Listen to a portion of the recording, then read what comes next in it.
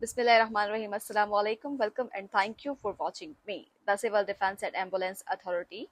A fire that broke out in a warehouse belonging to a company in the Vilayat of Barka, South Albatina Governorate. No injuries were recorded.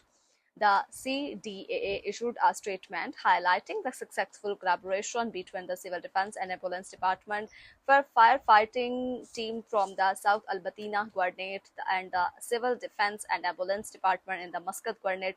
Their joint effort led to the swift control of their fire in the Barka warehouse without any reported injuries. Civil defence and ambulance authority ने जनूबी अल्बतीना गवर्नरी के वलायत बरका में एक company के गोदाम में आग लगने वाली आग पर काबू पा लिया है, जबकि किसी किस्म का कोई जानी नुकसान रिकॉर्ड नहीं किया गया। जबकि CDAA ने एक बयान जारी किया है जिसमें शहरी दिफा और एम्बुलेंस महकमा फायर